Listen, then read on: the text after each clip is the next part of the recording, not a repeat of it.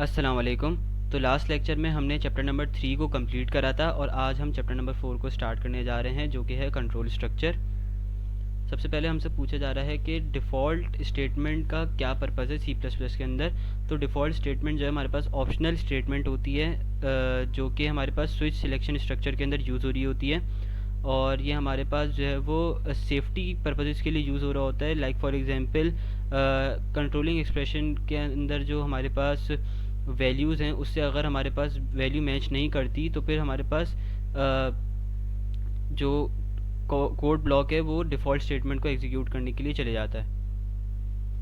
की कैरेक्टरिस्टिक्स की अगर मैं बात करूं तो सबसे पहले हमारे पास क्या है, नो मैच हैंडलिंग है। It prevents the program from skipping out of the switch structure silently. यानी कि फॉर एग्जांपल आपकी कोई भी अगर वैल्यू जो है वो मैच नहीं करती तो ये स्किप नहीं कर जाएगा, ये आपको डिफ़ॉल्ट स्टेटमेंट पे ले जाएगा कि आपने जो है शायद कोई गलत इनपुट डाल दिया या इनवैलिड इनपुट डाल दिया है। प्लेसमेंट की बात करें तो it is traditionally place at the bottom off switch structure, but आप अगर चाहें तो आप इसको कहीं पे भी रख सकते हैं। उसके बाद हमारे पास है नो ब्रेक नीडेड। हमारे पास यूजुअली जो डिफ़ॉल्ट है वो लास्ट में ही एग्जीक्यूट होता है, तो दैट्स वाई हमें ब्रेक स्टेटमेंट को यूज़ करने की नीड नहीं होती। अगर हम बात करें इफ़ एल्स और स्विच डिसीजन मेकिंग स्ट्रक्चर्स की, तो सबसे पहले हम बात करते हैं इफ़ स्ट्रक्चर की। इफ़ स्ट्रक्चर जो है हमारे पास सिंगल पाथ सिलेक्शन पे काम करता है। It executes a block of code only if a condition is true.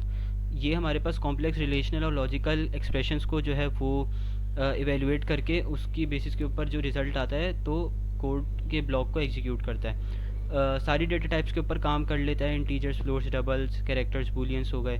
Slower होगा जब हमारे पास बहुत ज़्यादा नेस्टेड पाथ्स होंगे, क्योंकि फिर इसको हर एक कंडीशन को जो है वो सीक्वेंशियली चेक करना पड़ेगा। इफ़ एल्स स्ट्रक्चर की बात कर लेते हैं तो हमारे पास ये जो है वो दो डिस्टिंक्ट ब्लॉक्स के दरमियान में जो है वो चूज़ करता है कि इसको अपना फ्लो कहाँ पे लेके जाना है। जो इसके अंदर भी हम जो है कॉम्प्लेक्स रिलेशनल और लॉजिकल एक्सप्रेशंस को एवेलुएट कर सकते हैं। ये भी ऑल डेटा टाइप्स के साथ काम कर सकता है। ये भी स्लोअर है जब हमारे पास नेस्टेड फॉर्म में मौजूद हो। स्विच स्ट्रक्चर की बात कर लेते हैं। स्विच स्ट्रक्चर में हमारे पास क्या होता है, ये हमारे पास एग्जीक्यूशन को डायरेक्टली मैप कर देता है मल्टीपल एक्सप्लिसिट वैल्यूज़ के ऊपर। ठीक है, इसमें हमारे पास होता क्या है, जो सिंगल वेरिएबल जो है वो इवेलुएट होता है किसी फिक्स्ड वैल्यू के ऊपर, इसी वजह से। उसके बाद हमारे पास क्या है, ये जो है ये रिस्ट्रिक्टेड है इंटीजर और कैरेक्टर टाइप के ऊपर ही, ये फ्लोट को यूज़ नहीं कर सकता। और हमारे पास जो है वो हाईली एफिशिएंट होता है मल्टीपल चॉइसेस के लिए। अगर हमारे पास ज़्यादा चॉइसेस होती हैं तो हम मल्टीपल पाथ सिलेक्शन को जो है वो यूज़ कर सकते हैं, क्योंकि ये क्या करता है, ये डायरेक्टली उसी वैल्यू के ऊपर जंप कर जाता है ड्यूरिंग कंपाइलेशन टाइम पे। So that's all for this lecture.